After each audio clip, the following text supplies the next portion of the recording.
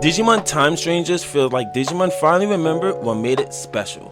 From the moment I started playing, it felt closer to Digimon Tamers than anything we've gotten in years. The tone was much darker, it was more serious, and more emotional driven, and that is what I love in Digimon. Instead of feeling like another monster collecting RPG like Pokemon, it actually felt like an actual Digimon story. One about people, Digimon, and the bonds between them. One of the things that I actually like about it was how it treated the story. It didn't really rush you between bosses to boss. It gave it space for characters. It gave us the quiet moments and some emotional beats. That's something Digimon does better than any other monster franchise, and I'm finally glad that the game is learning from that.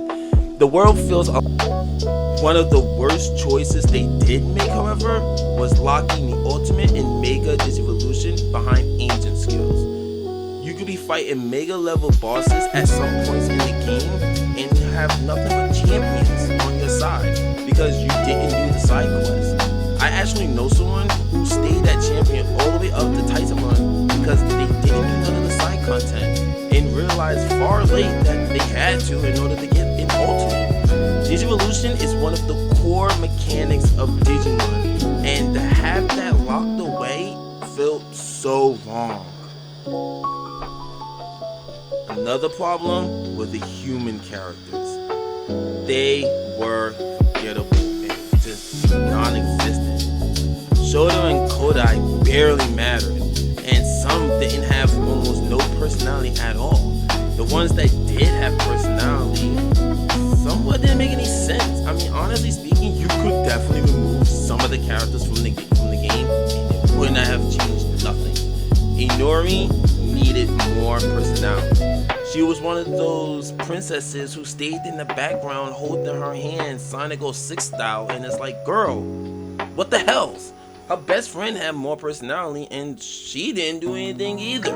And Monica, honestly speaking, the less I talk about her, the better. She was one of my favorites up until the plot twist where she became one of my worst favorites. I kind of wish they did more because Digimon stories, basically they live and die based on the human characters, and the fact that they felt the human characters made me a bit sad on this. Despite all my criticisms, I really like this game. Being a fan from Digimon since the very first one, and then seeing almost all of them up to now, it really feels like I played an actual Digimon game that I could live in. I loved it. It was amazing. Seeing the writing that they introduced into the game. Some of them have personalities, like Elizabeth walking around with his motorcycle, something you only saw in Tamers. Or seeing all of the other Digimon basically talk and live in the world. This was an amazing game. Cyber Sleuth and Hacker Memories were good, but this is definitely the best